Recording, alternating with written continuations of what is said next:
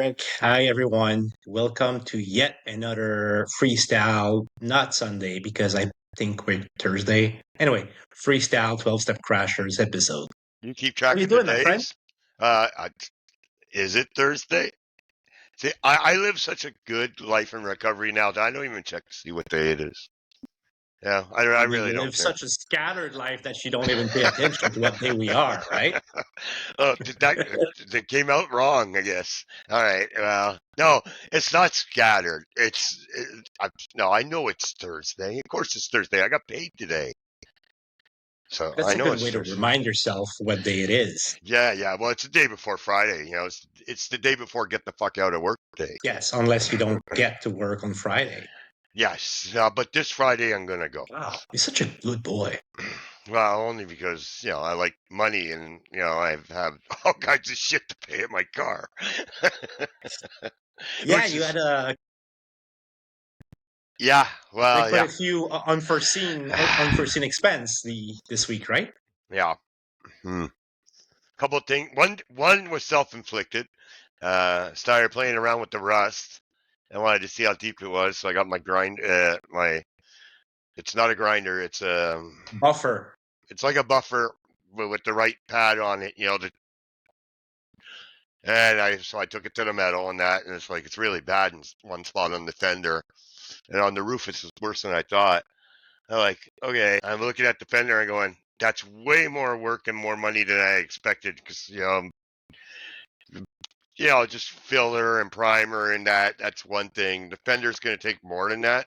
The fender would probably need to come off, because sure I could do the front, but it's not gonna if it's through. So it means it has to come off and the back has to be done. And they're like, okay, so I'm marking this down. And they're like, car's 2009, but the rest of it's in good shape. The actually paint job, if you didn't see that spot, looks good. They're like, fuck, maybe I'll get it fixed. So I put that on my list. That's something I'm gonna do. That's great. Self-inflicted damage. That's self-inflicted, but at that moment, I was like, okay, you know what? I wanted to keep the car. I wanted to look nice. I just changed the catalytic converter a couple months ago, right? So that was a lot of money. And it's like changed the kit. What did you do with the old one? Did you sell it to a crackhead or something? No, I think the mechanic was. So because Ah, he didn't you even got offer it. stolen. Yeah, he didn't offer it to me. I don't know. I'm sure maybe he's probably not a crackhead. He probably just drinks on the weekends, and does a little blow, and it's nice side money. Let's not assume things. You're so judgmental. And And yes, but that's another misconception. I was told recently not everybody does blow. That's a misconception. I don't believe that. Anyways, uh, so I put this money already into the car, right? So it's like, okay, well, I'm thinking, okay, there's lots of body shops, and just, I don't know how soon I'll get it done. I don't want somebody who's gonna like try and talk me into a whole paint job either. It's like, it doesn't need it. Really, just match as close as you can to these spots. Do the body part and match close. Okay, fine. So I get next morning. Next morning, I get up. Windows are a little foggy. Okay, turn on the fan. Nothing. Okay. Is it a fuse? Looking for a fuse. This is before going to work. So I got the light on. I go inside, get a flashlight because it's still dark. Like, fuses look all right. I'm like, try it again. Check my press stone. No, it's not. It would have nothing to do with the press stone, but I looked anyways. Like, good, great. It's because I decided to fuck with the body yesterday that today, and I said I'll put some money toward the body, that today the fan is gone. So, anyways, and I checked. It's like it must be I like punishment. So I have this going on, and I know this is Friday when this happens, and I'm like, so I guess I gotta look for a mechanic, because now I got no fan, and it's gonna get cold fast. I'm gonna need it. I don't want to take one of those little, those little teacup candles. Bring it out, put a couple on the windshield to defrost in the morning. I don't want that. For one, it looks, odd. It looks like you're cheap, and maybe back on blow or something. So it's like, okay, I gotta do that. So then, But so I on think, the bright side, you can put a spoon to the candle. ah, oh, don't give me any ideas. But anyways, so I don't know what possessed. Well, I know what possessed me because now all it's in my mind. Winter's coming. Gotta get this body done. Got to get the fan fixed. I better go check on my tires. I'm pretty sure I got another season in them, and I know how to check them. Right, I'm checking the depth, and I'm like, okay, these two are good. Now, it occurred to me too because that one set had been on my mother's car at one point, and that sat for a while. So that set, those two in the front didn't get used very much. So the two I had in the back of my actual car, no, they're no more good. I can't use them. So I'm like, okay, two tires, maybe $400 there. I got to get the same pattern, so I got to buy Nokians again. Shout out to Nokia, and if you want to sponsor me, I could use two tires. Um, they're good tires, and so now I'm adding this up. It's like body, the fan, and so today the fan is fixed. That's good. I have a fan. I know I have two tires to buy, and now I got the body part of body work that kind of like just gonna sit there for a few more days, maybe a week before I start looking into it because I'm gonna concentrate on the tires first. I was like, okay, great, and it's like what? What's Anyways, beautiful about it's all that story is that yes, but speaking of though, what's beautiful about your story is that a couple of things would not have happened in active addiction. You wouldn't give a single shit about the rust, and no, it would have been getting worse. yeah, And you probably would have toughed the fanless car for the entire winter. no, no. I would have got the fan done. Maybe I wouldn't change the tires. Probably not, because who needs tires when you're a cowboy? Yeah, no, I'm only going on 3 different highways across 3 different bridges to go to work. I wouldn't need tires. Every day, twice a day. You don't Exactly. need tires. Well, they're overrated, just like a fan.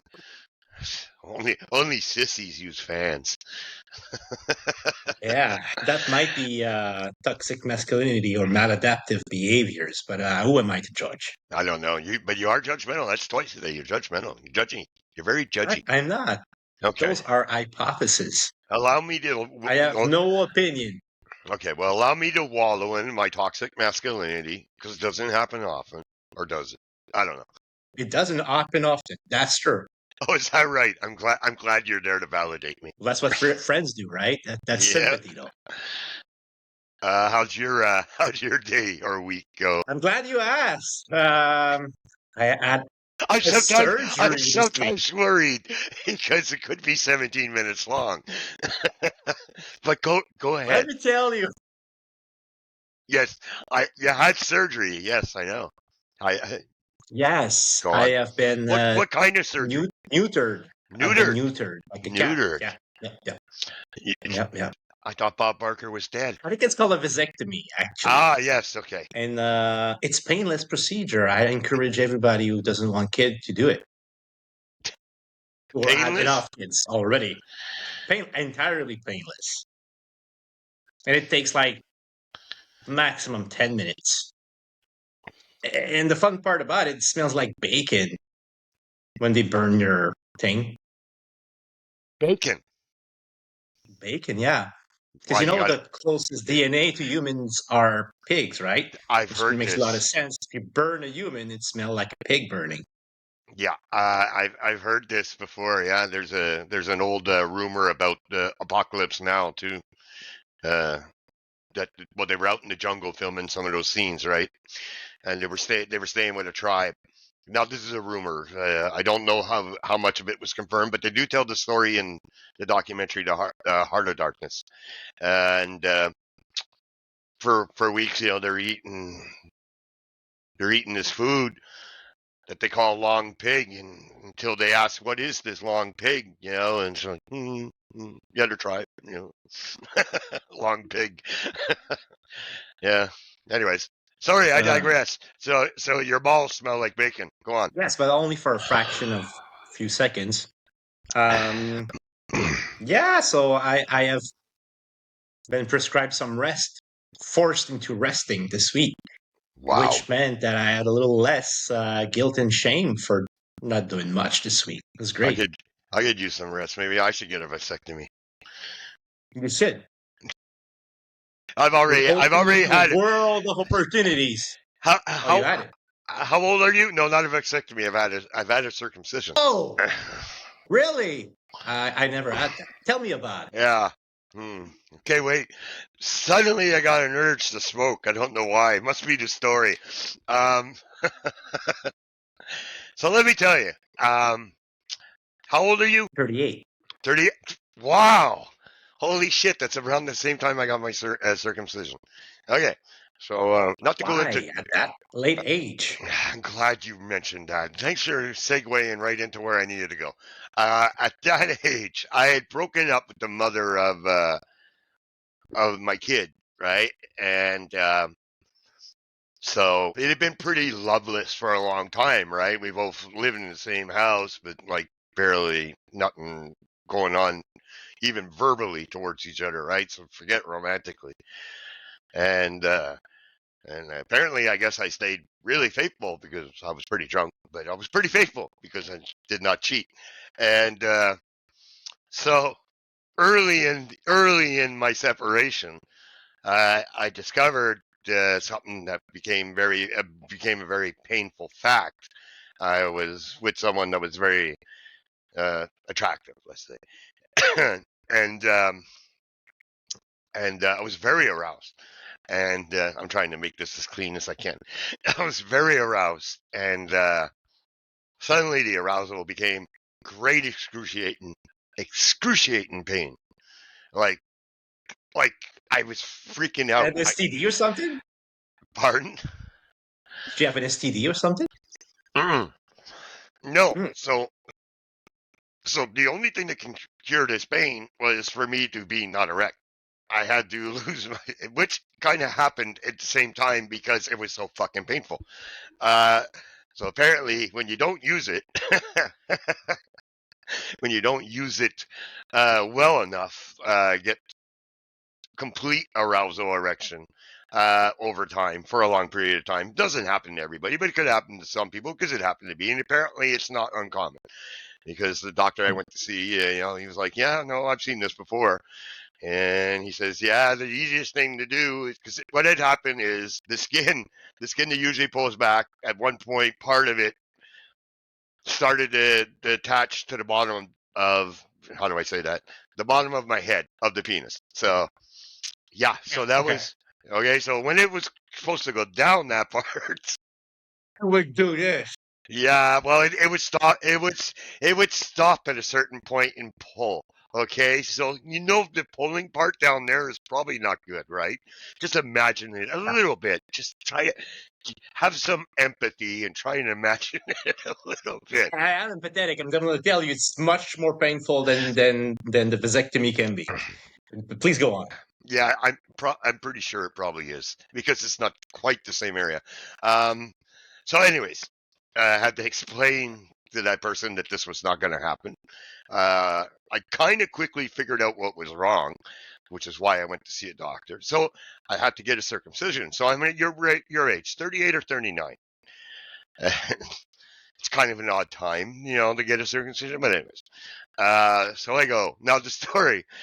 So I go, and it's a very simple procedure, really. There's only the doctor and a nurse in the room, right? You lie Mhm. flat on the table, and they don't give you anything. You know, the best way. Well, I'm going to back up a bit so that my hands are in the frame. Now, the best way to describe this is, they pull your pants down, you're lying flat on your back, like this, and so he basically what he does is he grabs you because I wasn't aroused, so he grabs you, your shaft, holds it really tight, grabs the extra skin, and then kind of pushes down onto your stomach with your shaft, yeah, and the skin keeps going up, and I'm not kidding. So here's the table, and I'm lifting. The skin goes about this high. I couldn't believe it either because I lifted my head to look. Yeah, yeah. I think I said, okay, hurry up. And just as he's got it, and she passes the scissors. He's got one hand, and then he's like ready, and not scissors. Sorry, it was a knife. Yeah, a scalpel knife. Why did I think scissors? No, it's a scalpel knife. Yeah, that made me think too, a knife.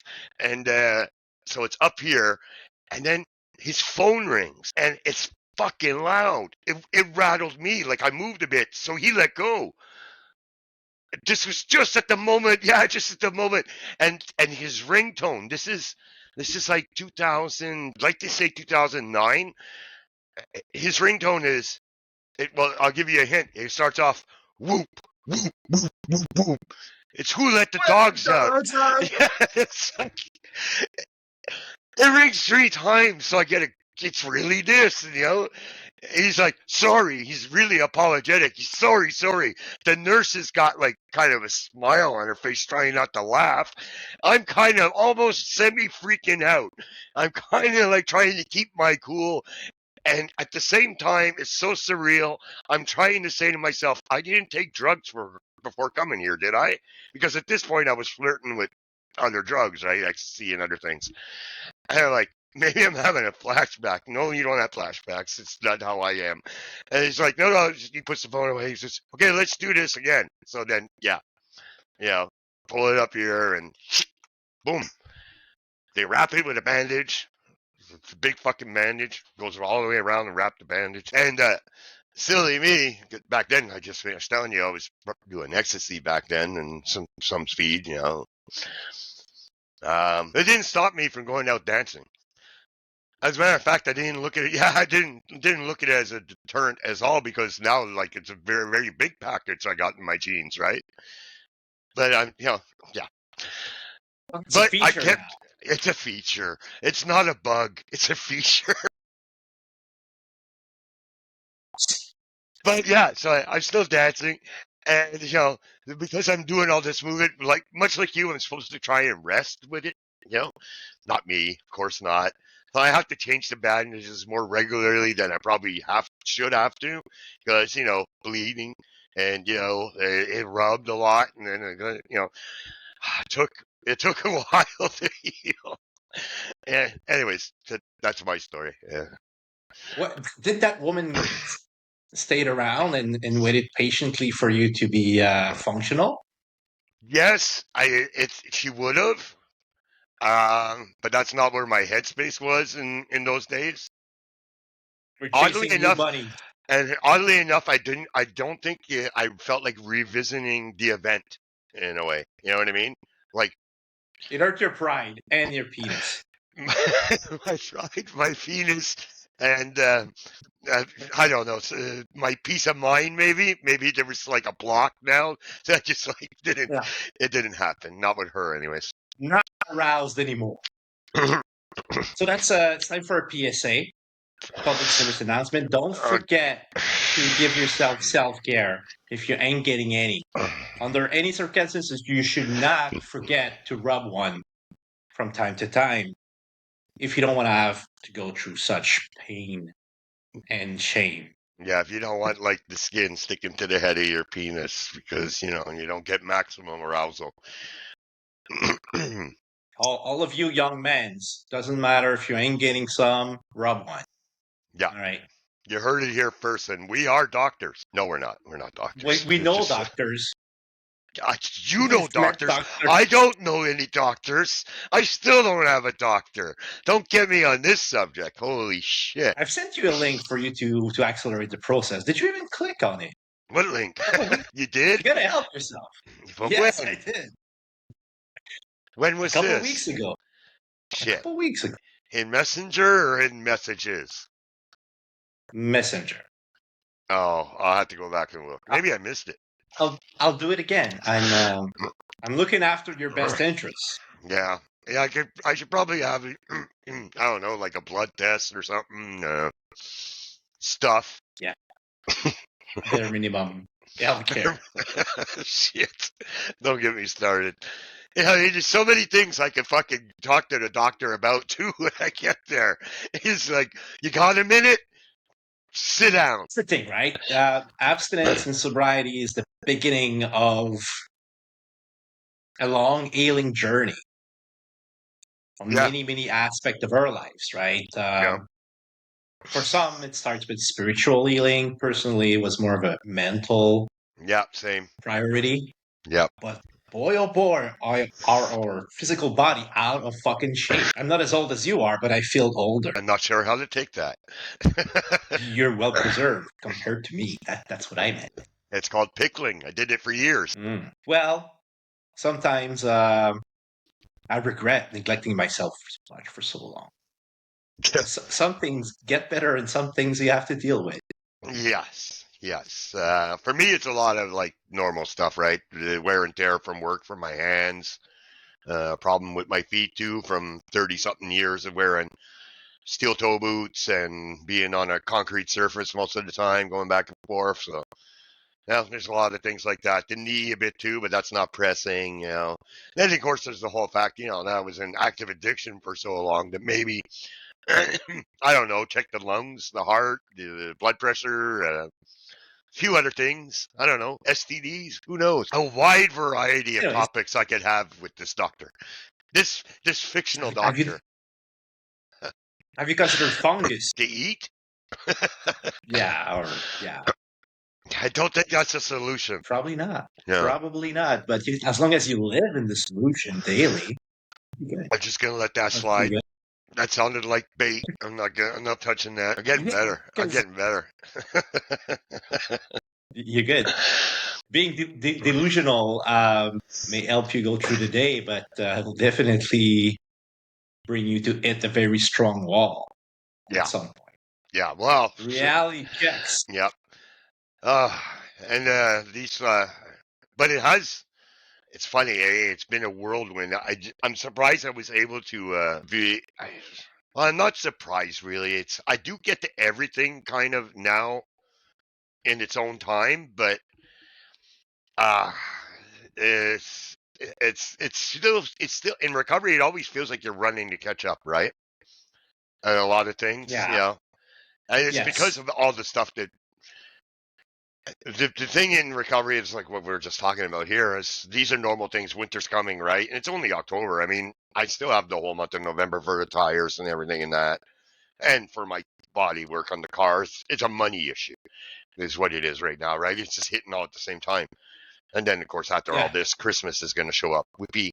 And more of a cash flow than a money issue because it's all at the same time. yes, exactly. You'll make that money eventually, you just don't have it today. But more to what I was trying to get at, the fact that in being in active addiction so long, we never visit a doctor, right? Unless there's a reason, right? Like we had a car accident or we had an overdose or got just something that you really can't move anymore, like a pneumonia or something that you're bedridden. We don't go to doctors, right? Not back then. So there's a lot of catch up for me, right? Just simple, like I said, just simple stuff. Check the heart, check the blood pressure, check the blood work, stuff like that, right? Colonoscopy, maybe, since so many people on my dad's side of the family all died from like stomach type cancers and that. And, yeah, little things. And you're a bit more than a year sober, so in many aspects, I presume that the wishful thinking is being replaced with some worries to be addressed. Well, fortunately, I don't let it worry me, as you might have noticed. I'm very good. What I did take away from those Stoicism books is really what I can control. The events around me I can't control, like not having a doctor or anything. Now, I suppose if I wanted to, I could go to the clinic and sit for 8 hours to talk about what, though? You understand what I mean? When I get there, it's like, what have I got? I got all this, and I'm just asking for it because I'm not technically showing up with an actual issue. And that's the thing. You got to talk about everything. Yeah. But you'll get the family doctor. I'll help you with that. Eventually. Let me help. Yeah, sure. I probably should see about my nose too, but I'm not that worried about it. I'm just so used to it. It doesn't even It bother makes me. beautiful content on the podcast. You're That picking with your sure nose all the time. does. I'm not picking it. I'm just clearing out the other wet stuff. I'm just kind of soaking it up. It's different. If I were picking it, Yeah. I wouldn't use the Kleenex at all. It's funny because you got your CPAP after getting sober, right? Yes. Yes, I actually got it like In this. sober living. No, I only wore it in sober living to do the test. You wear it Okay. one night, they look at your to see whether you need it or not. And You've seen some sort of doctors to get that prescription because to see a sleep specialist, you need nope. to have a referral. I Really though? circumvented the system. Mm-hmm. I read online that a dentist could recommend a CPAP too. So Oh, I because had you're I snoring. had Yeah. cavities while I was in rehab. I had made an appointment with a dentist for a cavity, but also to talk about looking into about an exam for a CPAP. I did it at the same time, and the minute I opened my mouth and he looked at my bottom jaw and that he went, "Yeah, I'm pretty sure you're going to need a CPAP." Without any examination, just looking at my bottom jaw, its placement, the narrowness towards the back, it's what he sees often. So he kind of already was like leaning to the minute I opened my mouth. It's funny, and my other dentist before this never mentioned this to me. Yeah. But anyways. But yes, so all that to say, I circumvented a bit of the system because I read and I found out a dentist could do it. So anybody listening, they don't have a doctor and you think you might need a CPAP, your wife is saying you snore a lot and you stop breathing, which is dangerous. You stop breathing while you're sleeping. If you have a dentist, or dentists are easier appointments to make than doctor appointments in this province anyways. Make a dentist appointment and get them to check you out, get an examination by a dentist, and they can refer you to the CPAP doctor. And that's what happened. Yeah. So I That's a circumvented good the thing. system by using a dentist. That motherfucker is earning his yacht. He looked at me and gave me a referral paper. Now go play with your boat. You notice that all dentists have boats? They like to talk about it while they're cleaning your teeth. Yes, maybe because they make an absurd amount of money, Yes, that's what I but they mean. deserve And it. they like to rub They it in work your hard for it. face. I love it when they clean your teeth. You're going, oh, I feel a new motor right here. This cavity you have feels like a Want a crown on this 750. one? It feels like a 750 horsepower right here. I'm gonna have to have you come back. Keep coming back. Yes, yeah, they should say that, and it's true. Meetings make or make it. I spent more money in the dentist this last year than I ever did, I think, my whole life. But we joking, right, I'm about the not health and joking about. everything, but I'm not joking about the dentist. no. But what I mean is that perhaps like in all seriousness, it's pretty capital that we get serious about this because we're not getting any younger and we've made a lot of damage to our little poor bodies in active addiction. And as much as we strive in sobriety and we are mentally clear and all that, we never know when we can have a serious defect, and Yeah, that can definitely be bad news in many ways. We've seen that, right? People around us. yeah. So that's why I'm gonna invest my time and energy into getting you a GP Oh, nice. because I Thanks. love you. Ah, see, I only had to show up for a podcast to get a doctor. How about that? I'm kidding. That's how fucked up our medical system is in Quebec. Yeah, yeah, but oddly enough, you understand. Now, this could almost be tied into recovering addicts and people in addiction. We don't talk to other people about our problems. It's only because, we're having this conversation that this is coming up, that maybe you know someone or can refer me to someone, or maybe you have a site somewhere that I haven't seen and we'll go that route. But I mean, for addicts, in active addiction, and even like me in recovery, the resources, we're not sure how to navigate it anymore. Like me, 35 years of active addiction, it's almost like I don't know how to navigate the system that's there now, right? So, And it keeps changing also, right? but that So too. if you're out the system for some time, it's hard to get back in. Yeah, It's true for health, it's true for education, it's true for employment for people that have been out of employment for so long. exactly. Like it's hard to get back into the system That's in a good any point. capacity. Yeah, that's a good point. Speaking of me, I haven't been out of my workplace for almost 2 years now. It's getting stressful. Do you I hear look from forward them? to get back to it. Do you hear from them? Yeah, yeah. And like I'm working right now with my insurance and my medical specialist teams. No, my plan is to go back to work as soon as I can, right? And there's no denying I'm getting better. I gotta work it if I want it to work. To say something you like hearing me say. You're not baiting Work me. if I work it. You're not baiting me. I'll save it for the memes. Did you like my vasectomy memes? Oh yeah, you made one that's not public just yet, right? The one you shared in the private group. Yeah. No, I forgot. I meant to put it. I forgot. Maybe I'll put it tomorrow. Yeah, you made the third one today. Very subtle, but still, Yeah, I noticed it.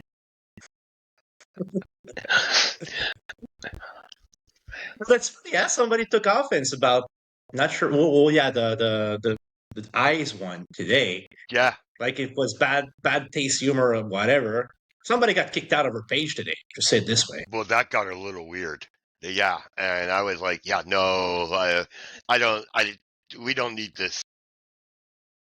Please take your psychosis to a specialist. We cannot support you with that. Yeah, seriously, and you're not going to spread that here. It was going into places that we don't want them to go. So yeah. Yeah, because people that are struggling and have real issues or concerns, we always take the time. People that are just spreading nonsense, what exactly do you expect from us? And it was, and I told you I think this person is another person. And we'll soon find out. But yeah, Oh yeah, just almost like to show up and say stuff to get banned. So like even the language that they use, the vocabulary, and it wasn't bad language, but I mean the vocabulary and what the subject was like. Yeah, no, this is not what you say on these type of pages here, or any page really. You're asking for it, and you're not gonna. No, as soon as I saw that, I texted you. I said we got to. I just want to get your approval that we got to get this guy off. yeah, and well, I agree automatically. Yeah. As much as I'm not a fan of the concept of character defects. Some people are really sad out to show me that they do have character defects. So, Well, you like to argue though. oh yeah, You spend way more time in the comment section than I do. I but don't. this create engagement. Yes, I know. I do. I realize that. That's why I'll make the odd meme that that I know while I'm doing it. It is the idea. I don't do it on purpose, but it is the idea that came to my head. And while I'm doing it, I'm going, this is going to get some comments. But I don't do Yeah. it often. Usually I go straight for the punchline. There's the odd one. Like because we get accused sometimes of being like apologists or preaching the CBT and that, right? And interesting enough, I find the CBT. We have discussed how we use it outside of the actual recovery addiction part. That it's applicable in many situations, which is true. But Any behavioral situation, right, where your behavior can make the difference, and you decide how you behave, essentially. exactly, and I can see though if I stop for a second and take the other side, I can see what they're saying a little bit. If the person that's applying it or the therapist that they're using is using it in the situation they're talking about, it could seem like gaslighting. And as you know, I've made a few memes like that, just to be Between you and I, egalitarian. yeah, but between you and I, like you see a therapist, I see a therapist. I've That's seen right. countless therapists. I never received a CBT down my throat. No, I don't. You know what I mean? Like My therapist isn't CBT that she does with me. CBT is a thing you do for yourself, in my That's right. honest opinion. Yeah. And if you see it as gaslighting, well, it's because you don't want to do that work to begin with. And is that a problem? It's not for me to decide. But for me, it's a tool that I choose to use. I hardly see that as gaslighting for me because I'm doing it by choice, you know? Which is, and it's a good point because, and it leads me a bit out. Like I'll explain it. It's somewhat like what you just said, but I will use the dispute when I use it. It's often for disputing, and it could be, and it's not addiction that I'm disputing, right? It's for other things, right? Could be at work. I could be disassociating, something like that, right?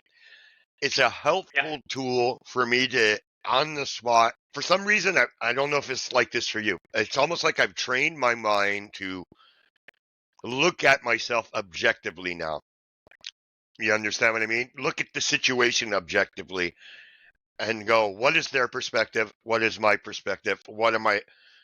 How do we meet in the middle? What is the real reality here?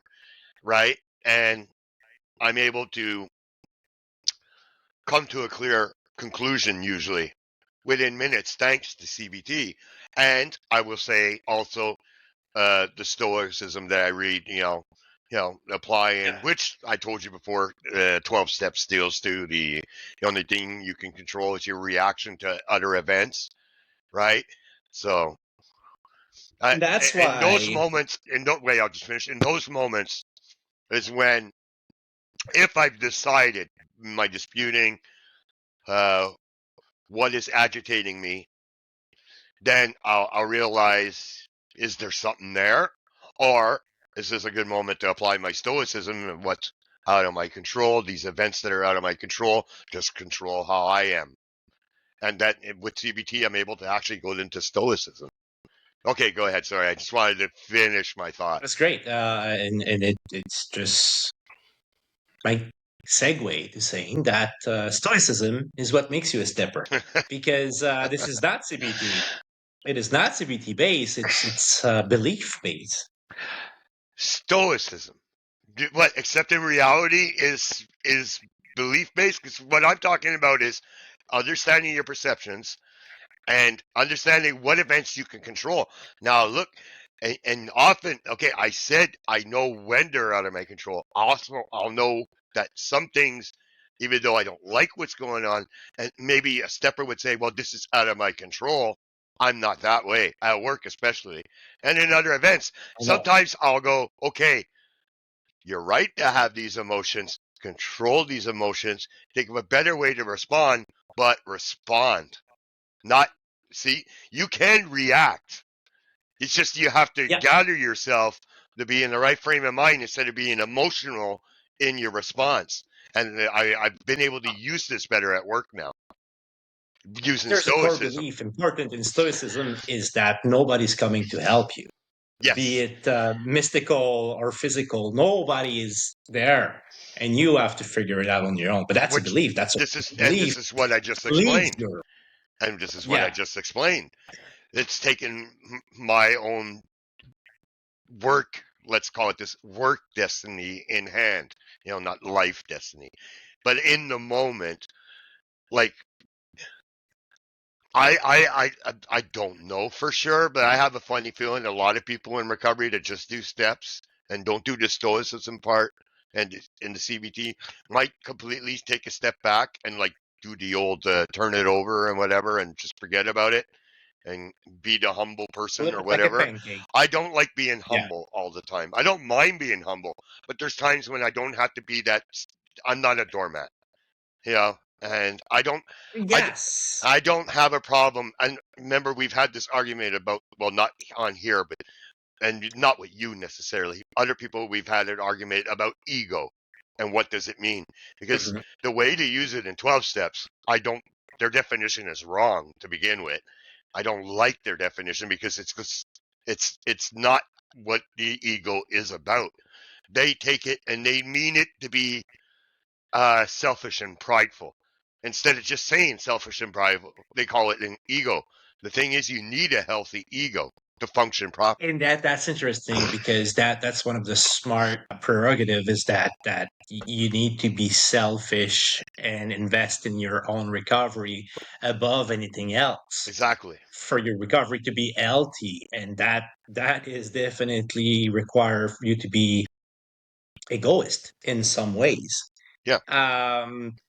So if you surrender your entire ego and call it a defect, not sure it can be compatible with what I define as recovery path. But this again goes back to core beliefs. Their version of Stoicism in 12 step, I'd like to say, is more radical than the Stoics were to begin with. Because you cannot question the general consensus. That's my perception. In 12 steps, you mean? Yes, as Yeah. opposed to Stoicism is about defining it yourself Okay. without Yeah. relying on anybody else. Or even let's just go a step further. If let's say you have any background in reading psychology, or you've even studied psychology, or Freud or Jung, if you read either of those, you're not gonna you're gonna look at these 12-steppers and kind of go like this. It's like I think they don't got this right. This is wrong, and let me explain to you how this works, because their concept is It's maladapted. interesting what you said because both Jung and Freud were religious, deeply religious. So Not like Freud. the Not Freud. Consal, Freud was not religious. wasn't he? No, he was an atheist. At the end of his work, but he Well, began. okay, I didn't do a deep dive into when he became an atheist, but definitely by the time you knew him as Freud, when all his papers became Yes. very popular, he was an atheist. Well, that's just perhaps another way to say it is that he played God also. Well, look. He knew better. Well, yes. Well, he's an interesting one to talk about ego. I think Jung expands on that better. I like Jung better. Yeah. Yeah, but he is taken from Freud and expanding on the ideas. I reference Freud because I do find Jung better on this subject, but I'm just saying, it really does start with Freud. And one thing that Jung did is that's psychology and spirituality kind of goes together in his definition of all this. Yeah, well, but this is all to say that this is my problem. See, I only have this amateur interest in some stuff I read about psychology and ego and stuff like that, to know when I've heard people talk about ego in our meetings in 12 steps, that at the time, because I was in early recovery, it was very triggering to me, because it was like, no, you're wrong. This is not what ego is. You can't get rid of your ego. That is the opposite of being healthy. Because remember, they would actually use those words. You have to discard your ego. You know what? I think a lot of the time, like we get into these like granular analysis of certain words, and it pretty much probably is more semantic than No, it's not, because we know. realize. No, it's not, because we know this from examples of people that are leading these groups. So But well, yes. Let me just expand on what I was about to say. There's a concept that regardless what program you're working, honesty is required. Right.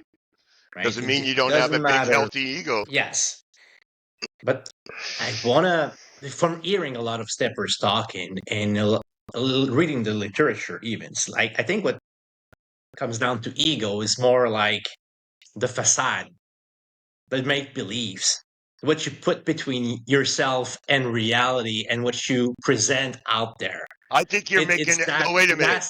I think you're making. No, I think you feel like those people that explain how the ex-president in the States, what he really meant to say was, no. I think you're explaining away what they actually believe is what they actually believe, and what they're saying is true. You just talked about honesty. Wouldn't it come out of your fucking mouth too? Now look, I don't make excuses for them. They do believe this. They do.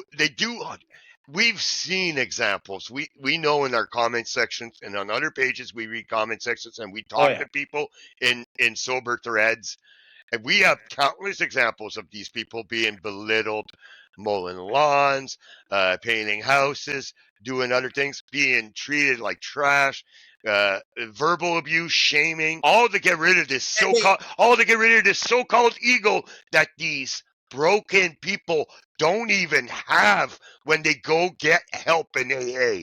Do you understand? You understand how it's so ridiculous, their attempts, and this so-called solution is. The solution is not a fucking solution. It's bullying is what it is, and it's not real. And I can see how they have this supposed success rate. I'd love to see the runaway rate, the fight or flight rate. I bet there's a lot of flight out of those buildings. I'm sorry, I Yeah, didn't want to cut you totally. off, but it just felt like you were making excuses for them because from what I see, I have enough visual evidence to suggest otherwise. So Am I I don't keeping disagree you with up? anything you said.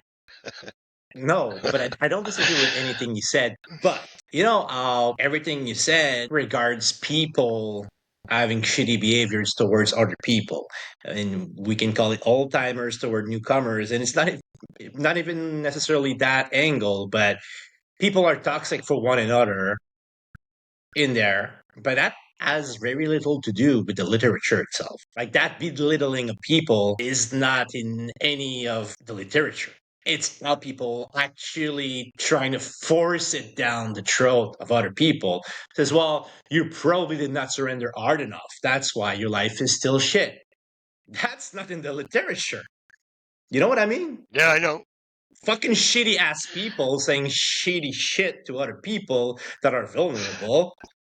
You can see that in Smart Circle. You can see that Yes, outside of recovery. It's being a fucking asshole. it is. It And is.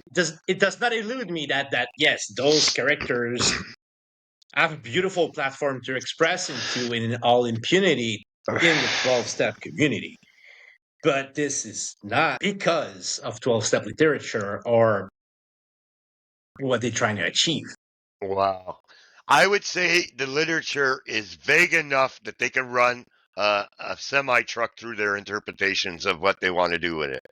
So, That's why I keep referring it to entry level spirituality, yes, which definitely is accessible but also malleable. Yeah.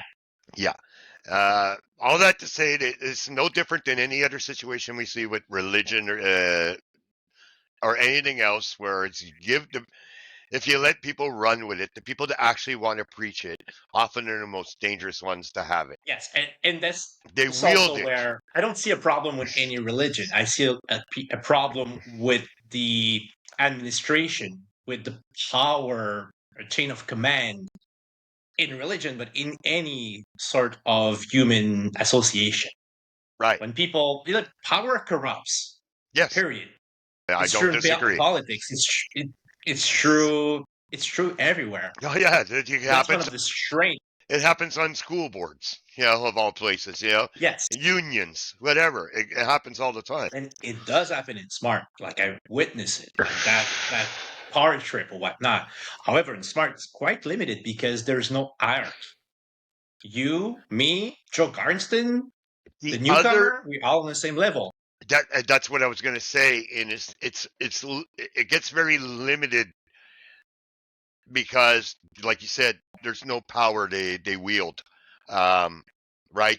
There's not like a sponsorship, like there's not a No, power imbalance like you would have in AA. Whereas you take the person, like I've used this before, right? We've talked about this. Like this person says they're 20 years sober, but for all we know, they're 1 year sober or not sober at all, because they could be not even using their yeah, real name this whole time and they live in another town. Okay, there's examples of this. So yes. let's just say they're sincere and they've been Some sober. people are. I Let's recognize this. no, we know there's people that succeed in AA.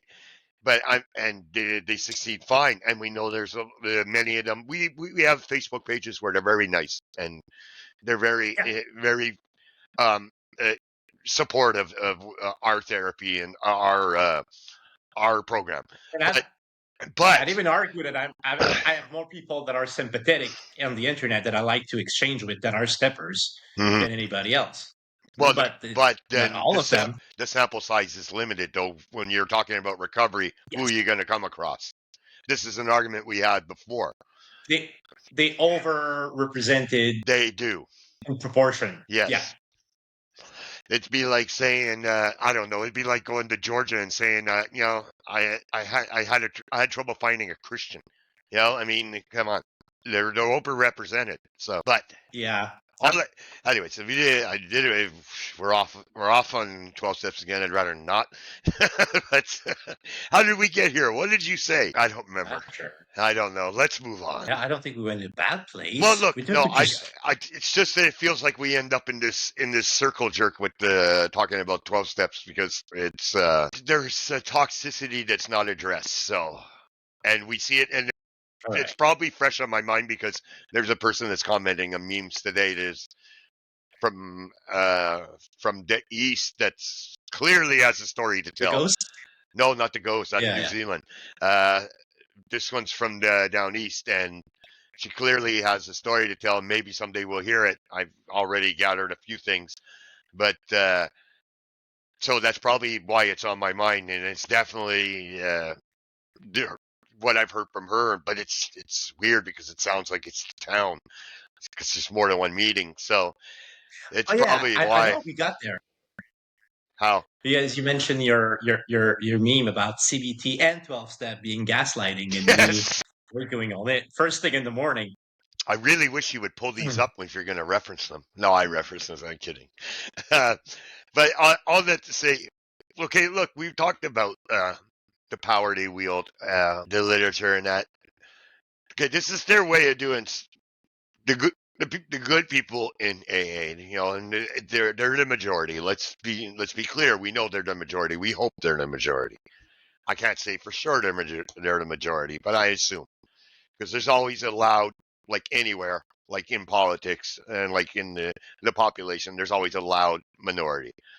But they're loud and they're toxic.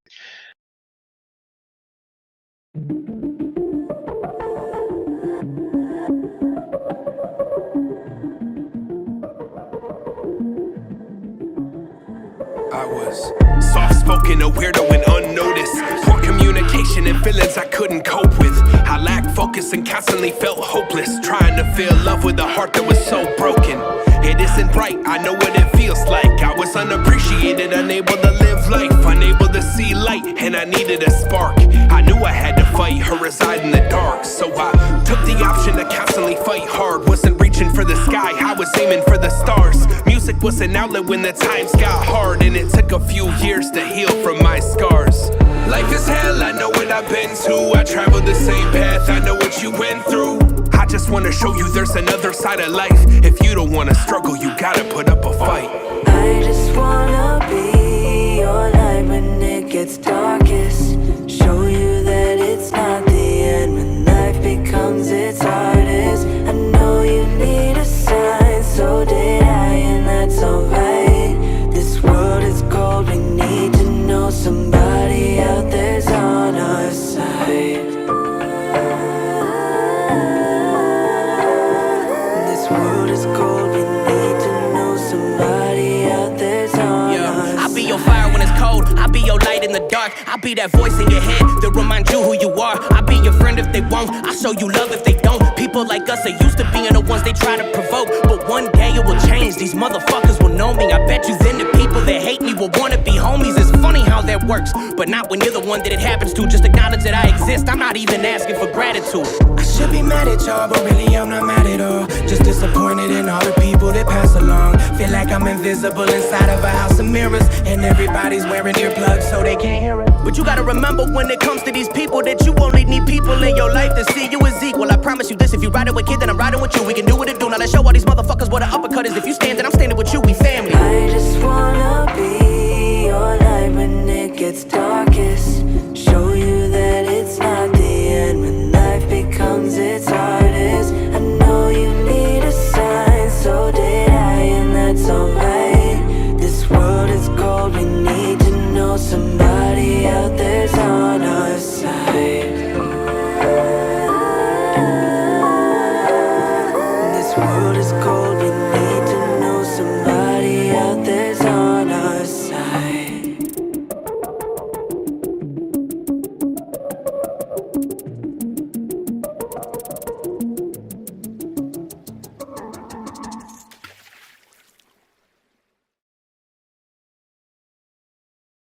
the minority usually. So, but we've now. I'll bring this up because we're quite a few weeks into it. We've started with our own kind of service toward our community, our online community. Yes. Recently, we had a facilitator that took a break. He went on long vacation, and so we had someone leave a spot open to move on to other things. So we were asked to if we could help out and become facilitators in the online meetings. And now, since I don't think we've ever addressed it this way, I don't think I've ever and you've ever asked me clear out. How did you feel when you got asked? Like I'm asking you now, how did you feel when they asked you? What was your thoughts? It's interesting because you know how strong of an imposter syndrome I have, right? We've talked about that, both of us. I'm going to make a quick detour. In the same way you feel like you're not ready for a relationship. We're never really ready for a relationship. I didn't say I wasn't ready. I don't feel like I said I don't want one. It's different. Detour, as I said.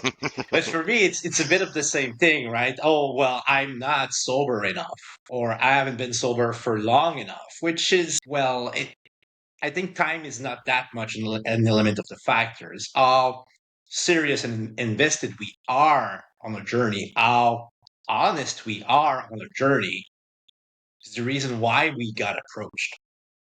I'm not saying that other people are not just as honest as we are, but I gotta say, you, me, other people that recently got promoted have this consistency in the way that we share and the way that we keep just moving forward, not turning around. I did not recognize that before I actually got asked and actually stepped into the role. And I kind of was the last person to jump in from the new people. And it was really circumstantial. Like I got a call for another topic and we discussed and then, hey, can you help with this?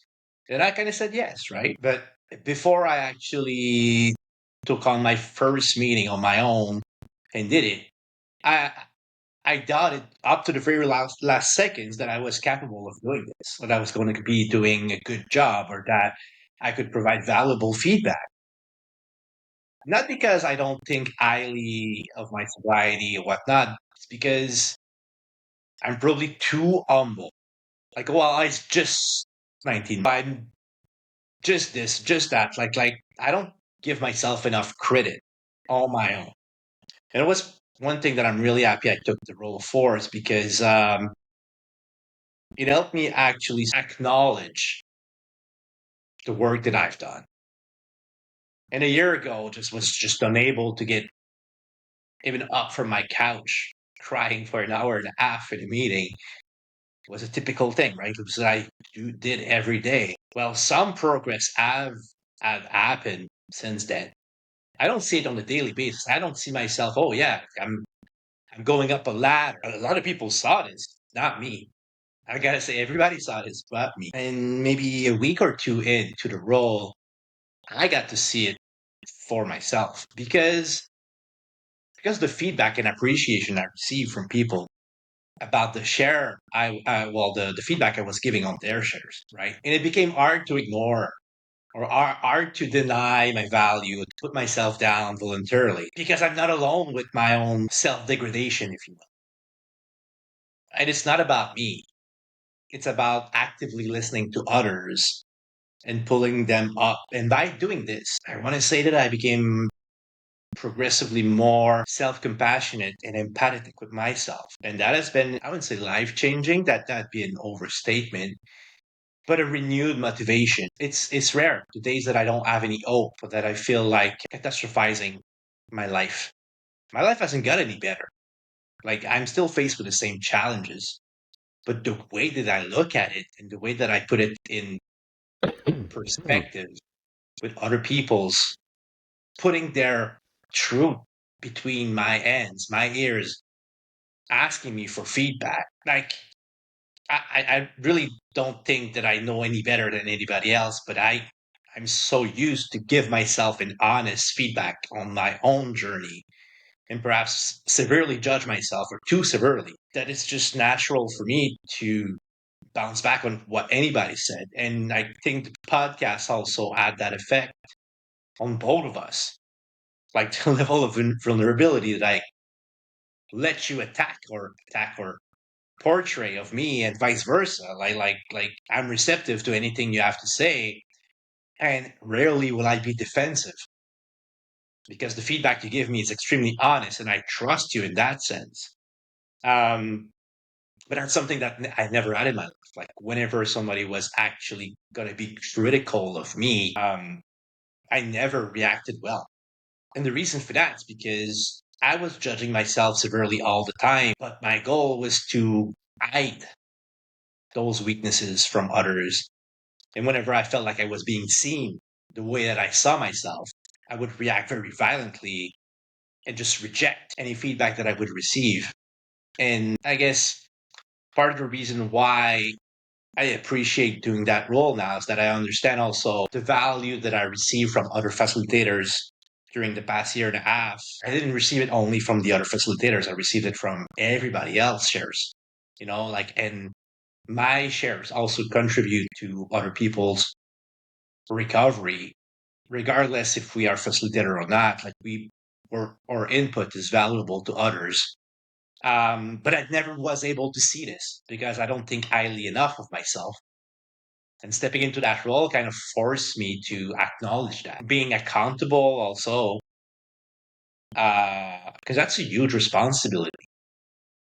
Because people are, again, trusting us with some very sensitive stuff. And I don't know. I want to say that the main word that I retain is that I've been growing faster over the last couple of weeks since stepping into that role. That was a long answer, right? No, not bad. I think it took the time you needed to take. You're always way more reflective than I am. I think you're right. Well, you should know if you're right or not, and I'm not going to tell you otherwise. I was one of the people that said you should be a facilitator. And I told them when they asked me. Well, I think I told them without them asking me. But what I see in you is just there was a marked change. I'd like to say after the 1 year mark that things started to gel for you. And I don't know if there was some letting go going on and some other things. I think we've kind of touched on this. And I think without you seemed, I understand what you're talking about the imposter syndrome, because you know very well that I felt the same way about myself. But I think subconsciously, I think you realized that you were part of this community and you were basically a pillar in this community. And for me, it was always, I never really was sure that I would end up in this place. When they asked me, I was kind of like, okay, maybe they see something that I wasn't quite yet seeing, because especially at the timing they had asked me was not that long after my 1 year, where I had almost started to pull away from the meetings and I was having these breakthroughs in therapy, right? But for yourself, I felt like I could clearly, like, I thought I was in a spot where my mental health was, I was here with it, like, I'm having, I've been smooth sailing in recovery, and now I got close to the year and I started having these mental health, these intrusive thoughts and negative feelings. It was still stuff I was working on in therapy, and some of it might have been other things, right? Other pressures. For you, I could literally see the growth, and I always assumed you were going to be a facilitator, because how you take the time. You're able, unlike me, when I get on camera, my ADHD gets even worse than like when we're in person. Like in person, I can kind of not get scattered. And that was the thing that worried me the most about facilitating, was having that. And I do have it actually when I facilitate. But yeah, for yourself though, man, I know that you care about these people. I know that you talk to them all the time. It just felt like by extension you were given, besides just like these people here, and here. Now you were opening yourself up to the group. But I want to use this term carefully because I know the other moderators would not use it. But you mentioned responsibility. I look at it in some ways a bit of a leadership role. There always has to be a leader, right? And there are leaders, and some are born to it, and some want to be, but they're not good at it, and others unassumingly have it, right? And I feel Some like people you confuse fall. being a leader and being a boss. Yes, no, I'm not. But see, I didn't use that word. But yes, the more there's some people that like to be the boss. That's different. Being a leader. Okay, so I'll talk about when I got it, I guess, because it made me reflect on these things. For me, at the time, I was starting to pull back from meetings. It's so. I'm gonna try to be as clear as I possibly can. You are getting a meeting fatigue. There was that. Meeting fatigue is maybe a good word. There was a sense of, well, the imposter syndrome coming in, right? And that's because I'm a year in the recovery, or almost a year in recovery, and we're getting new people coming in. And it's like, it's like these poor, don't want to say poor people, but these people that are coming fresh out of rehab or fresh off out of another program or whatever, and they're joining us. And it's like, it's almost like I didn't suffer enough. Yeah, you get that imposter syndrome. Like, I didn't suffer enough. These people are suffering, man, and they're suffering in recovery. I didn't suffer in recovery, and I'm like, what the hell am I? Have I been lying this You whole did, time? though. Right? You just been resilient and accepting, but you've been suffering just like anybody else. Yeah, but you understand what I mean? That imposter syndrome thing comes in when they act. I had that imposter syndrome getting into rehab. I was convinced that I was not an addict enough to be in rehab. Not because I felt like I'm above that. I felt, well, these people will think that my journey is laughable. I only did this DOC. Yeah, right. In some ways, if it wouldn't have been the person that asked me, I'm not sure I would have taken it at first. I might have not assumed it. You know who I'm talking the about. Two-person, right? Two persons. Yes. They've been insistent, actually. Well, yes, but the person that first approached me it wanted me to co-host her meeting, right? So it's to work me into it. And Their meeting, you said, eh? Kidding. In some ways, I don't think I would have heard it or felt like it hadn't come from her asking. Because I've talked about it before, how I respect, like I have you, and I have a couple other people. She's one, and you know who the other one is, and there's one more person. Yep. And these are my rocks, right? These are my anchors. These are the people that I trust with talking about anything. Doesn't have to be recovery. It could be anything. I trust their opinions, their advice, their life experience in situations. So there was something about it being her asking me that made me go, okay. Because I'm not sure at that moment. I'm better now than I was before I started doing them. So much my therapy has progressed, and stuff that I did in therapy started while this was going on. When they asked me, I was still, what I had been dealing with in therapy was still ebbing and flowing out of me, I would like to call it. It was like being released, waiting for me to reconcile it and come to terms with it and accept it, right? To understand what it is.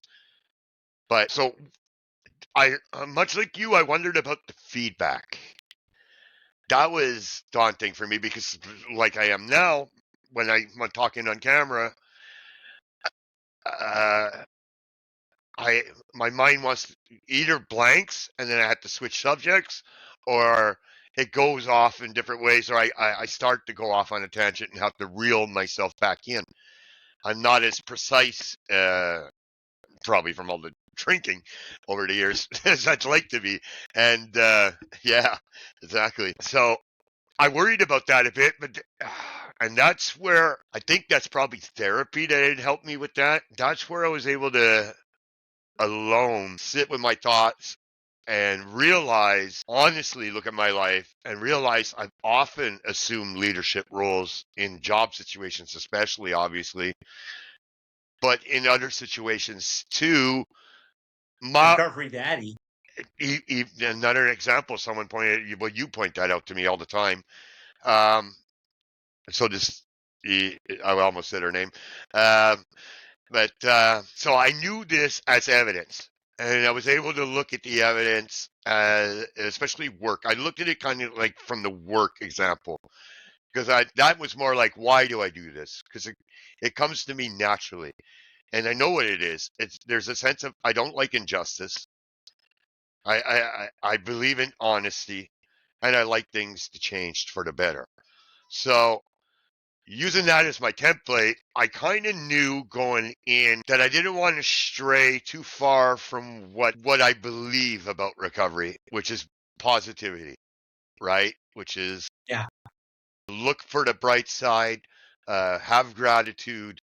Let's not always let's not be morose. Let's have our meetings, let's talk, but somehow let's find either the humor or the lightness or the gratitude in the situation. So it was clear in my head that I was not going to give feedback like the person that was asking me to come on, and I was not going to give feedback like you. And so I knew I had, because it was like and then it occurred to me, I'll just have to be me. Yeah. But you're doing that so well, man. And it's interesting you perceive yourself as ADHD being a problem. For me, I think it's a strength for Boy, both of us. I don't know about that. Because we are always in the present, Well, in the role. I don't have a choice, but I've often said that, right? I've often said I don't understand people when they say the only time I'm ever disassociating really is at work. So I'm usually always in the present. I keep saying to people, like stop taking notes about what you're going to share. You hinder the actual value of your share by doing that. Like the freestyle and what you truly are thinking at the moment is what you really want to say.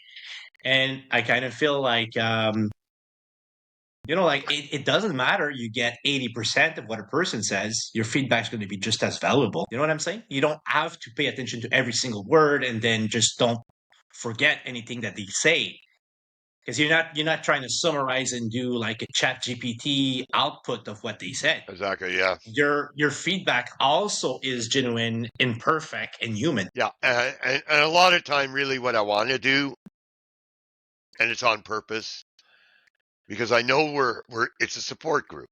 We're in here for support. I don't want, now look, it can't be helped obviously sometimes, but for my main person is, as a facilitator, is to make the meeting run smoothly for everyone to have a chance to share that wants to share, to try and stay on topic. But also, I want them to leave feeling better. As best I can, I want them to leave the meeting feeling like the meeting helped them, feel like they've been heard, and I want them to feel better about themselves. Because it was my experience that almost all my meetings, especially in my first year, were like that, right? And but of course, I had a part in that because of the way I did my shares. Like, I remember we've talked about this. I didn't care about the feedbacks, right? I could almost, Should have. I didn't. For me, it's the way I describe it is like a self-cathartic outing each time of my thoughts. Whatever when I do share, if Like a confession? well, I knew you were going to go there, but it's not to any higher power or anything. It's this will go back to psychology. It's your id, right? It's your super ego and your ego meeting each other. The super ego is the impulsive Yeah. one and everything. The ego is the one that manages the super ego and the id, right? So, Yeah. it almost feels like my super ego talks in the shares, and halfway through my share, my ego takes over. If that makes It any becomes sense. emotional at that point. Yes, Yes. because at this point, there's like a recognition. There's a healing happening.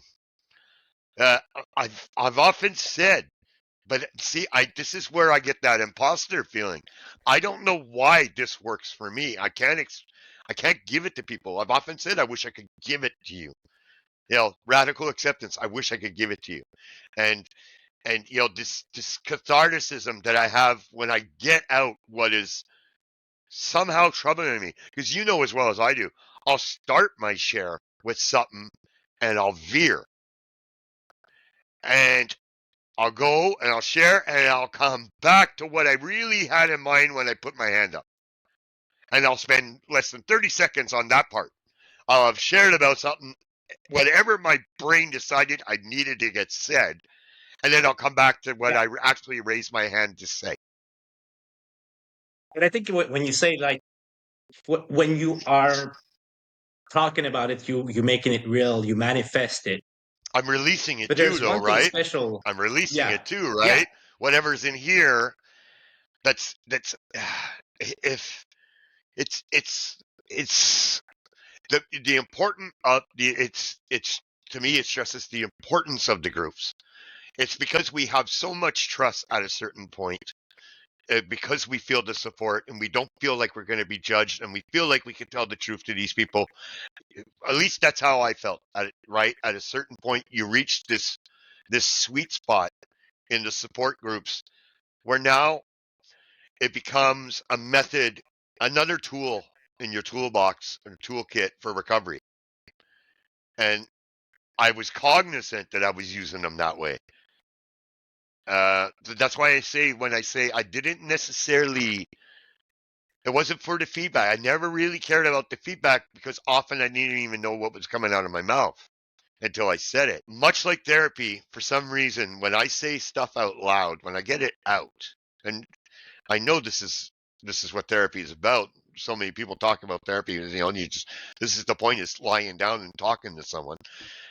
You feel better about it afterwards, or you feel clearer about what you said, or you have a better reflection on what you've said. You know, you reach a moment of clarity that allows you to put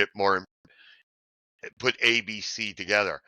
And this is what, now I understand not everyone uses the meetings like me, but this is how I use the meetings. Now, this is all off topic, because this has nothing to do with facilitating. Whereas I'm facilitating, I feel like I don't want to use the word cheerleader, but I do want to bring it, like, as much as I can, a sense of optimism. And now you talked about imposter syndrome, and you talked about, only a year in. Well, you're like a year and 7 months, 8 months. I'm 19 months. 19 months. That's it, right? And I don't know. I'm a year and a couple of months. At a certain point, I stopped. You know, that part almost didn't bother me. That was the only part I assumed. I'm using that in a French way. J'assume. I assumed that. Yeah, you know, I took that on. I took that on. Took ownership. I own it. I own that. Like I often will say in my shares, like I'll talk about this, and then I'll get to the end of my share and I'll go, but I fucking did it. I did it. I own my recovery. That I like to say that often, right? Yeah. I take ownership, because this is the only fucker that can fuck it up too. So I have to take ownership in it. The healthy ego right there. That is the healthy ego right there. This is what I mean.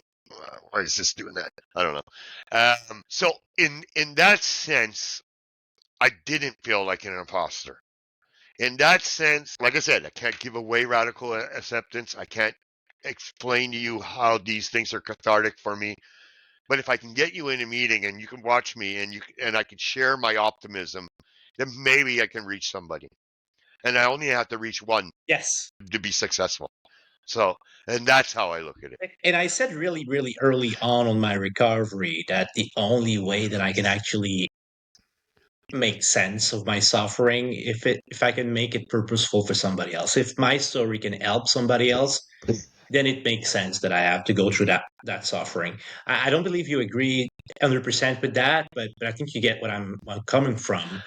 It doesn't justify my suffering. Like I shouldn't have suffered, but the fact that I did can help others not going through that depth of where I've been, right? Or maybe if they are where I was, then I can show them a way back out of it. Like for me, that was really, really, really important. Really early in my recovery, I felt that calling, not necessarily for service, but that I wanted to, like an addict helping another would be a very, very important value in the rest of my life as a sober person. Yeah, I felt But you that said too. it, like Yeah. we can talk about acceptance. We can repeat that we accepted before treatment and that we kind of establish statistically that it is a good reason why we stayed sober the first time. But you cannot force that into somebody else's, right? It takes the time that it takes for you to reach acceptance of that. And we know much less than the things we don't know are, like I don't want to assume that this is the only way. Right. This is my way, and it worked for me. That's why, yeah, exactly. It's my way too. That's why I said I can't give it away because it's not to be done. I can't do it. You have to do it for yourself. And I have evidence that people succeeded in different ways. Yes. Yes. I will say one thing that I didn't know I was going to do when I started facilitating. I think I don't know if it's subliminal or subconsciously. The person that brought me in to ask to co-facilitate, I find myself using my examples, and I find myself sharing stuff in my facilitating more than bringing up stuff that happened to me that I hadn't brought up in shares before. Exposing myself more because it's almost like the forum gives me or makes, I wouldn't say it makes me, it allows me to assume my responsibility. And with my responsibility, I feel like I have to be as transparent in things that have occurred to me and when they happened and what happened in that moment and what I did or didn't do. And so you've been in there. One of the meetings, I forget what I shared, but it got very emotional what I shared about. And I know it's happened more than once. And so for me, the cathartic moments are not done, even as a facilitator. And it's often in my feedbacks because I relate to something that someone will have said to the situation. And often the easiest way for me to do an honest feedback is to just relate it to myself and to share my experience, my life experience. And often I'm sharing something very painful too. And it wasn't what I had planned. Not that I really had planned this, but you know what I mean? It wasn't what I thought how it might go. And I don't plan on changing it because it just feels like this is the natural progression of the way I am in these meetings. Yes. So once again, I'm not questioning who I am. That there's been a lot of that, not questioning who I am and the emotion of me that comes out sometimes. Accepting who we are and making no compromise. So like we are vulnerable 100%. It's true what you said, because the format of SMART, and it's not 100% SMART, the meetings that we have, No. but the core of it, you don't judge what a person is saying. You don't give advice. No. So what the fuck you gonna give a feedback about? You can only give a feedback about your own personal experience. Exactly. And starting most of my sentences by I can only talk about me, but blah blah blah. Well, sometimes people brings me to place I would never go on my own. So if I'm gonna relate to what you just said, and that shit is uncomfortable for me, that I couldn't do that role. Like I gotta step outside of my comfort zone. Like I'll put one chair out of two. And And it brings me further into my honesty and my own recovery journey. And I think that's one of the reasons why we've been selected way before we actually step into the role. We were recognized for that core value of honesty that we were not half-assing it ever. our recovery, you mean? Our honesty. Yeah. Both. Yeah. We were in real time. I know myself in real time. Was like sometimes because of what I was doing in therapy was still bubbling up a day later or 2 days later. And, so it would depend on the subject. Some subjects are fine, but then there might be a topic, like, wow, I've been dealing with this the last couple of weeks in therapy. I don't know if I really want to share. Oh, I'll share this, what I'm thinking right now. And that's the thing, right? You think you're going to share about what you're thinking right now, but the minute you open your mouth, it's like now what it is you've opened your mouth and now you've agreed with your mind to start talking about what you have not been talking about. You understand what I mean? So now you've opened the floodgates. It's like, okay, mind, we're going to talk about this now. So the mind goes, okay, but here, talk about this first. Right? It's like, where's the share So true, go? man. Right? And it's like, okay. And you share, and then you get there at a certain point. I've shared, and it feels like I've emptied myself in some ways on what I was talking about, and then I'm like, what I was gonna say originally, and then I'll finish to share with the one thought that led me to put up my hand. And what I've noticed with facilitating is I'm able to rein that in better. It is like relating to a person and keeping it within that subject matter. You know what I mean? Like maybe it's the responsibility of the role. I'm able to rein it in a bit better, quite a bit better. But as you know now you've joined me now on the at least part time every second Friday on the Friday meetings that we've started. So Yeah, I want to make an actual announcement, like live and clear on the podcast. So, due to our involvement in our community, we're now supported for what I would call unofficially the 12-step crasher meeting. yeah, we haven't named it that.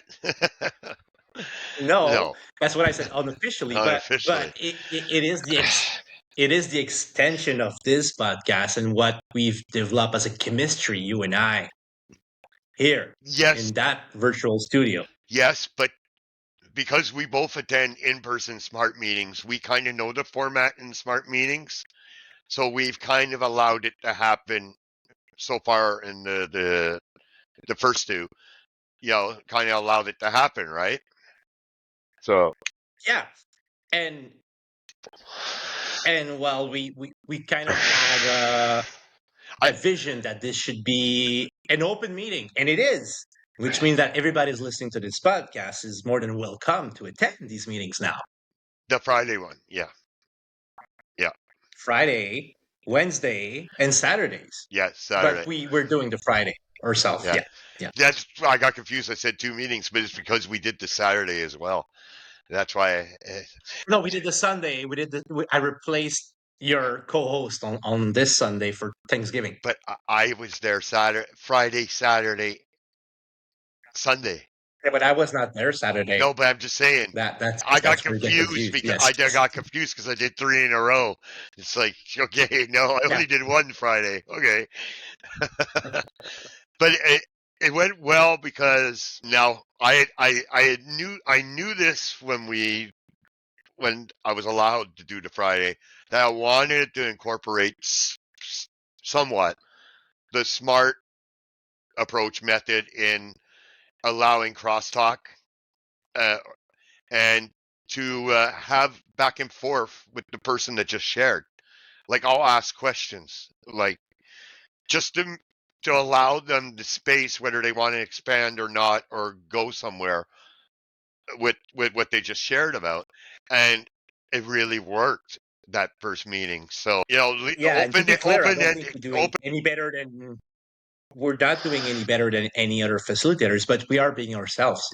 We are being honest about the way we want to do it, and similarly to what we do on a podcast, like we do back and forth, but we're also very respectful, right? I'm not going to take you someplace where you're not comfortable because I can read you, because we know one another.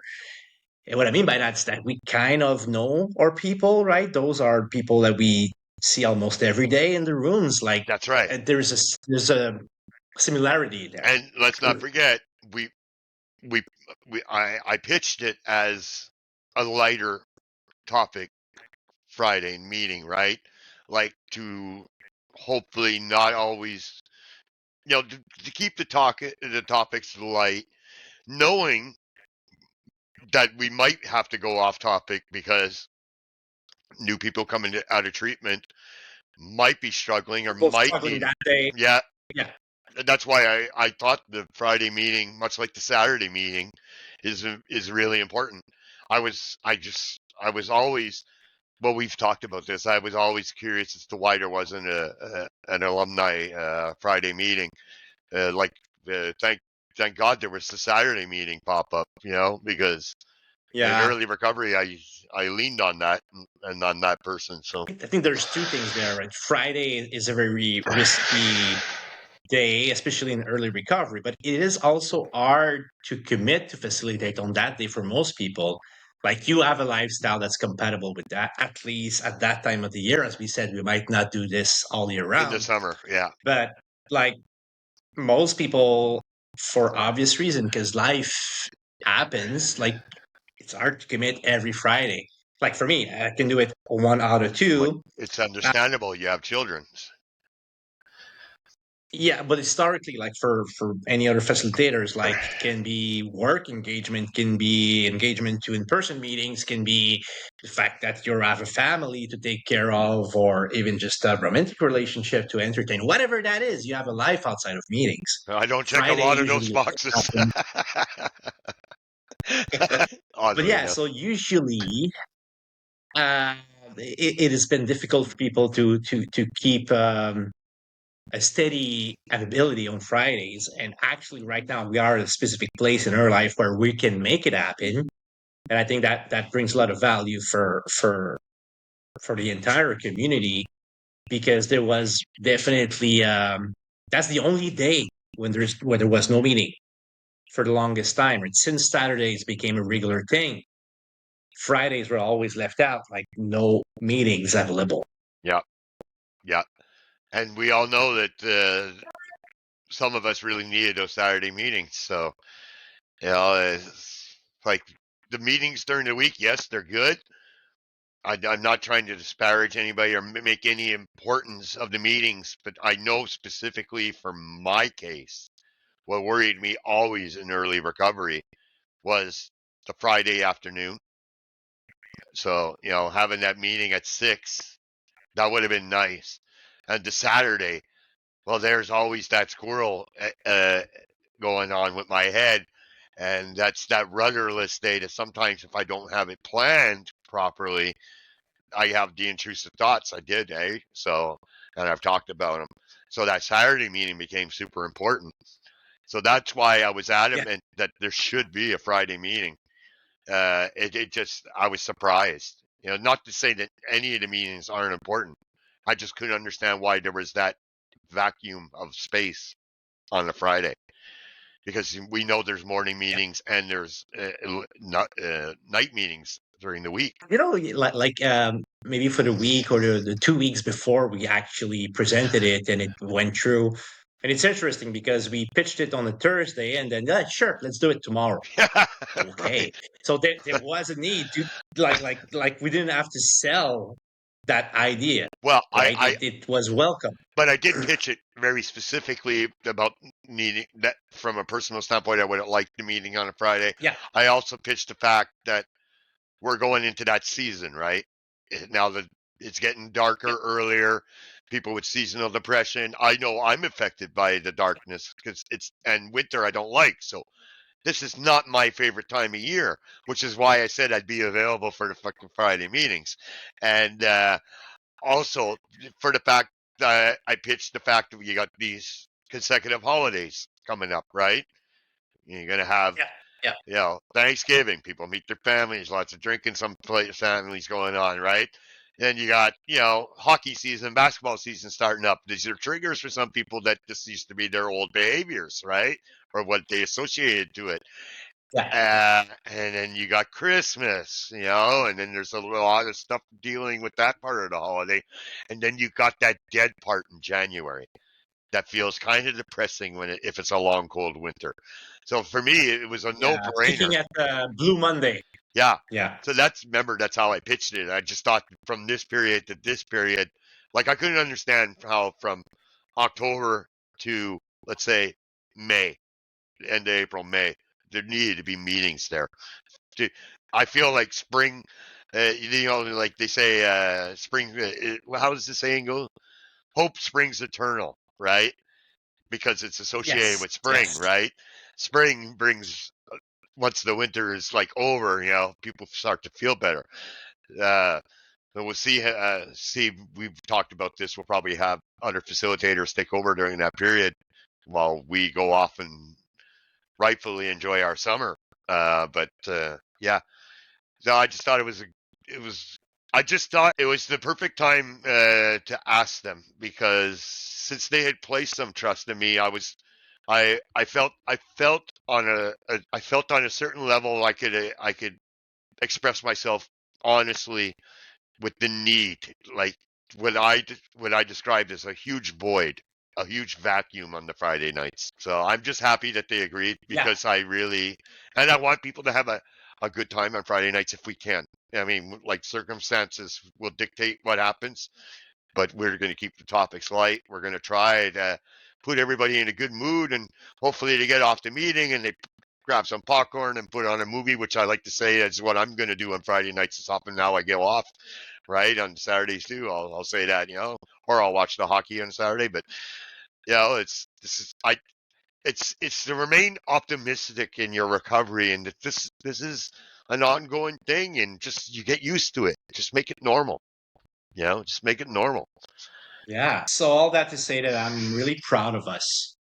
Gotta say it. I rarely express pride about anything that I do, but even the podcast, I'm really humble about what we do. It's just a podcast. Yeah. But that Friday night meeting for me kind of is the apex of a lot of work we put in our own recovery. And now that we are in a place where we're comfortable giving back to the community for real, our time, our energy, our positivity, or whatever that is. Well, I'd like to think it's positivity. If you don't bring up 12 steps, I stay pretty positive in my message. Yes, it works if you work. I like how you kind of didn't touch that. Good thing. Let's let that lie. You're less sensitive than you used to be. Yes, because I am farther into my recovery, and maybe next year it won't bother me a bit. But growth. It takes time. We're healing still. Yes, we are. We're still healing, and we're actually healing. Well, I think for me, I felt a sense of betrayal to the meetings that I went to, that were actual AA meetings here in my town. Not betrayal. Mm-hmm. I talked about how it felt empty and made me feel almost worse, or like confused. Yeah, very well. No, it made me feel worse. I felt no connection at all, and it's like you've talked about it, how it's like the opening is the same, the ending is the same, and you got the share in the middle, and it didn't help that I heard 3 different people share twice in like a 12-week span. So It didn't I feel mean, like no crosstalk, no comment, no feedback. exactly, Yeah. and you know this is not how I live my recovery. So I knew these were not meetings for me.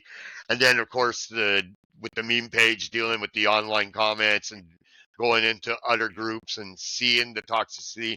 Now, I'm not saying they're all that way, but the toxic ones are there. And when they're the problem is when they're toxic, they're really toxic. They're really not helpful in their comments, even if they think they're being helpful.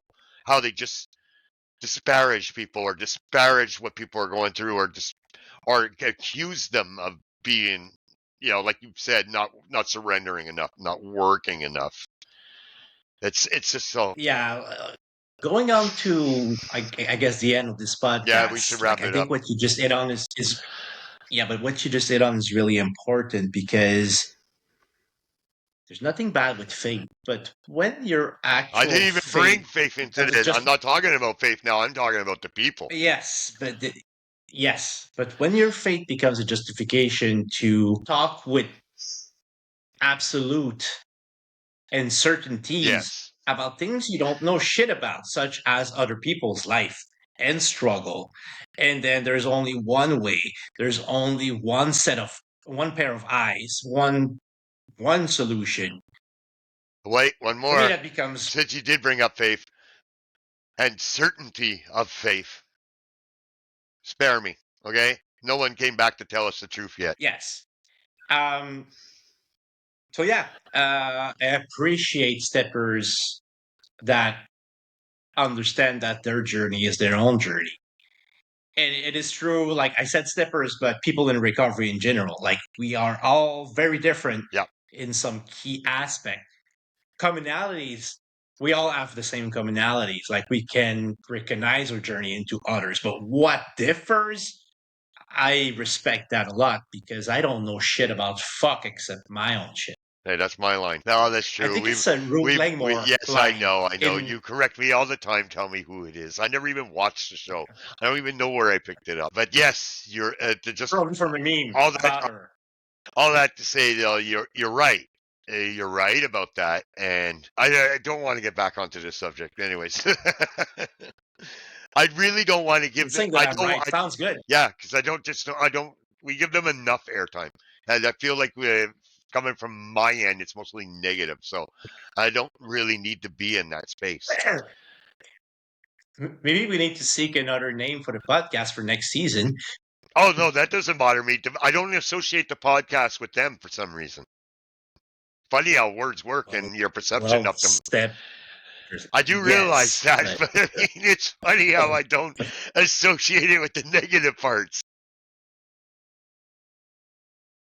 But that's true because the concept itself came from Humor. the assumption that the assumption that we can go into these meetings and have a smart mindset, and that has been proven many times. It has.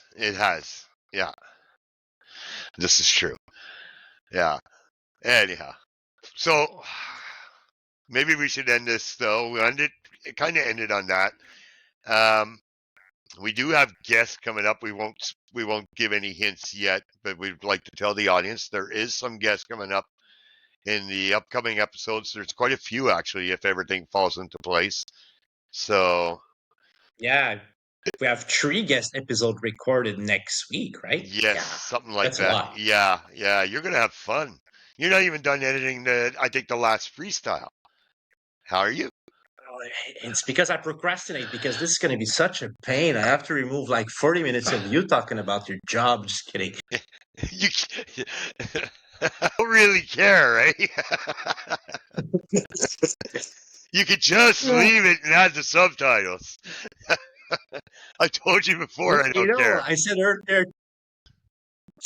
earlier today that I have your best interest at heart. Just make sure I didn't. Anyways, I won't bring it up again. But anyways, yeah, no, it doesn't bother me. What do we have coming? This one though, I'm not going to edit a single word out of this one. This comes out exactly as we pitched it. Yeah. Okay, so let's try not to fuck it up. Maybe we should end it. Yeah. All right. Thank you very much for your time, Eric. That was another great discussion. Yeah, and Like I love to have with you. yeah, I always enjoy talking to you, and it feels like we went a few different directions. Again, I'll probably think about for about half an hour now on the couch, so I'm not sleeping right away. But yeah, thanks, Ev, and congratulations on being a facilitator. Congratulations to you too, Eric. Thank you. You're And right. we convey you every Friday to the 12-Step Crashers unofficial meeting. Unofficial, yes, unofficial. I don't think we want to attach that name to it officially. Anyways, anybody that's actually still watching at this time, because I'm sure we ran long again. But did we run long? I'm sure we did. Thank you for watching. Don't forget, Almost 2 hours. Again. check out our meme page. Don't forget, we have a fellowship ship posting page too, 12-Step Crashers and 12-Step Crashers Fellowship. If you have any memes that you find funny, post it on there. And unless it's really taboo, it should run and it won't be removed. Yeah, but keep your misogyny, racist shit outside of her page. That's what I meant. On this, good night. Good night, man.